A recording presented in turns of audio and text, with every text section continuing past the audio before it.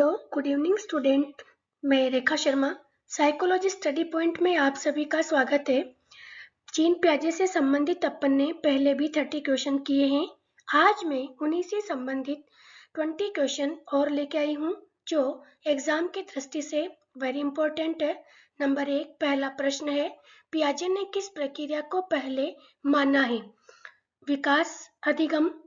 Second option अधिगम विकास, third option ये दोनों, फोर्थ ऑप्शन इनमें से कोई नहीं। तो पियाजे ने माना है नंबर 1 ऑप्शन विकास अधिगम। उन्होंने माना है कि पहले बच्चे का या बालक का विकास की प्रक्रिया पूर्ण होती है और बाद में वह सीखने की प्रक्रिया को प्रारंभ करता है। सेकंड प्रश्न है, पूर्व संक्रियात्मक अवस्था का अंग्रेजी रूपांतरण है। Option number 1 sensory motor stage, B option pre operational stage, C option concrete operational stage, D option formal operational stage. Answer होगा B option pre operational stage. Number 3 है, मूर्त संक्रियात्मक अवस्था का अंग्रेजी रूपांतरण है। Option A sensory motor stage, B pre operational stage, C concrete operational stage, D formal operational stage. इसका आंसर होगा C option concrete operational stage. Number 4 प्रश्न, औपचारिक संक्रियात्मक अवस्था का अंग्रेजी रूपांतरण है। A option sensory motor stage, B option pre operational stage, C concrete operational stage, D formal operational stage. Answer होगा D formal operational stage. Question number 5, पूर्व ज्ञान या योजना में परिवर्तन करके वातावरण के साथ तालमेल बिठाना कहलाता है। ए ऑप्शन समायोजन, बी ऑप्शन विकेंद्रीकरण, C option schema, D option schemes. Answer होगा ए ऑप्शन समायोजन। नंबर 6, वातावरण के अनुसार अपने आप को ढालना कौन सी प्रक्रिया कहलाता है? ए ऑप्शन अनुकूलन, बी प्रतिकूलन, सी ए और बी दोनों, डी इनमें से कोई नहीं। नंबर ए ऑप्शन आंसर होगा अनुकूलन। प्रश्न नंबर 7, अनुभव या व्यवहार को संगठित करने की ज्ञानात्मक संरचना कहलाती है। A option schemes, B option प्रेरणा, सी ऑप्शन संज्ञान, डी ऑप्शन अमूर्त। आंसर होगा ए ऑप्शन स्कीम्स। नंबर 8, पूर्व ज्ञान को नए ज्ञान से जोड़ना कहलाता है। ए ऑप्शन आत्मसातकरण, बी ऑप्शन विकेंद्रीकरण, सी ऑप्शन साम्य धारण संतुलन, डी ऑप्शन ये सभी। आंसर होगा ए ऑप्शन आत्मसातकरण कहलाता है। प्रश्न नंबर 9, अनुकूलन की प्रक्रियाएं होती हैं। ए ऑप्शन आत्मसातकरण, बी ऑप्शन समायोजन, सी ऑप्शन उपयुक्त दोनों, डी ऑप्शन इनमें से कोई नहीं। आंसर होगा सी ऑप्शन उपयुक्त दोनों। आत्मसातकरण समायोजन दोनों ही अनुकूलन की प्रक्रियाएं होती हैं। नंबर 10, जीन पियाजे द्वारा बताई गई 4 अवस्थाओं में सार प्रमुख महत्व दिया गया है। ए ऑप्शन बुद्धि, बी ऑप्शन शरीर, सी ऑप्शन मानसिक स्वास्थ्य, डी ऑप्शन सामूहिकता। आंसर होगा ए ऑप्शन बुद्धि।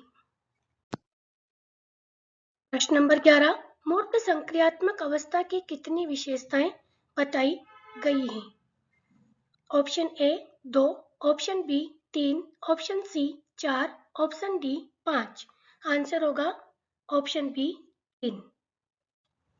प्रश्न नंबर 12, मूर्त संक्रियात्मक अवस्था की विशेषताओं में सम्मिलित हैं श्रेणीबद्धता, बी ऑप्शन वर्गीकरण, सी ऑप्शन अनुरूपीकरण, डी ऑप्शन उपयुक्त सभी। आंसर होगा डी ऑप्शन उपयुक्त सभी। अब हम बात करते हैं श्रेणीबद्धता। बालकों में श्रेणीबद्धता के विकास का प्रारंभ होता है। श्रेणीबद्धता से अर्थ तथ्यों एवं विचारों को किसी निश्चित क्रम में रखने से है। बालक वस्तुओं के आकार को अपने ध्यान में रखकर उन्हें मस्तिष्क में क्या कर लेता है? सुरक्षित कर लेता है। सेकंड है वर्गीकरण। वर्गीकरण की योग्यता बालक में 8 वर्ष में देखने को मिलती है। 8 वर्ष की आयु में बालक अलग अलग प्रकार के तथ्यों को अलग अलग विशेषताओं के आधार पर बांटना सीख जाता है। अब वह मूर्त तथ्यों के स्थान पर अमूर्त तथ्यों को भी वर्गीकृत करना सीख जाता है। तीसरा है अनुरूपीकरण। इस विशेषता के अंतर्गत बालक 2 या 2 से अधिक तथ्यों के जोड़े निर्मित करना सीखता है। प्रारंभ में बालक कुछ गुणों के आधार पर जोड़े बनाना सीखता है। कुछ समय बाद बालक पृथक पृथक गुणों के आधार पर जोड़ों का निर्माण करना सीख जाता है। इस प्रश्न नंबर 13, जीन पियाजे ने अपने अध्ययन के लिए किस विधि का प्रयोग किया? नंबर ए ऑप्शन साक्षात्कार विधि, जिसे हम क्लिनिकल विधि भी कहते हैं। बी ऑप्शन प्रश्नावली विधि, सी ऑप्शन मूल्यांकन विधि, डी ऑप्शन आकलन विधि। आंसर होगा ए ऑप्शन साक्षात्कार विधि। प्रश्न नंबर 14, पियाजे का सिद्धांत किसके अवलोकन पर आधारित है?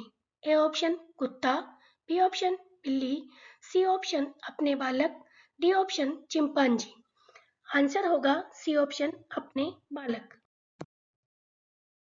प्रश्न नंबर 15, जीन पियाजे द्वारा बताई गई 4 अवस्थाओं में से नियमीकरण की अवस्था किस अवस्था को कहा गया है? ए ऑप्शन संवेदी पेशीय अवस्था, बी ऑप्शन प्राक संक्रियात्मक अवस्था, सी ऑप्शन मूर्त संक्रियात्मक अवस्था, डी ऑप्शन औपचारिक संक्रियात्मक अवस्था। तो नियमीकरण की अवस्था नंबर 3 अवस्था को कहा जाता है, ऑप्शन नंबर सी मूर्त संक्रियात्मक अवस्था। प्रश्न नंबर 16, जीन पियाजे द्वारा संवेदी पेशीय अवस्था को कितने भागों में बांटा गया है? Option A 2, option B 4, option C 6, option D 5। Answer होगा सी ऑप्शन 6। पहली अवस्था है 0 से 1 माह, दूसरी अवस्था है 1 से 4 माह, तीसरी अवस्था है 4 से 8 माह, चौथी अवस्था है 8 से 12 माह, पांचवी अवस्था है 12 से 18 माह और छठी अवस्था है 18 से 24 माह। प्रश्न नंबर 17, विकास के संतुलन का सिद्धांत किसके सिद्धांत का उपनाम है?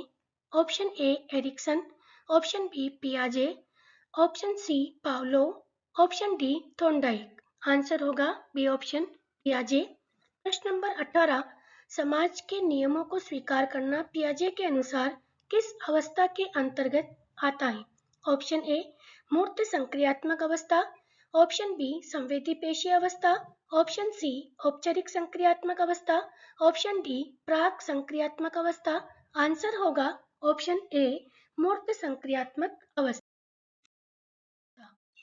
प्रश्न नंबर 19, सामूहिकता की भावना पियाजे के अनुसार किस अवस्था में जागृत होती है? ऑप्शन ए मूर्त संक्रियात्मक अवस्था, ऑप्शन बी संवेदी पेशीय अवस्था, ऑप्शन सी औपचारिक संक्रियात्मक अवस्था, ऑप्शन डी प्राक संक्रियात्मक अवस्था। आंसर होगा ऑप्शन सी औपचारिक संक्रियात्मक अवस्था। प्रश्न नंबर 20, संवेदी पेशीय अवस्था में बालक रहता है। ऑप्शन ए आत्म केंद्रित, ऑप्शन बी समाकलित, ऑप्शन सी सामूहिक, ऑप्शन डी एकाकी। आंसर होगा ए ऑप्शन आत्म केंद्रित। आपको जो भी डाउट है या आपके मन में जो भी प्रश्न है वो कमेंट बॉक्स में लिख देवें। मैं आपके प्रश्नों का जवाब जल्दी हल करके आपके सामने रखूंगी। Thank you.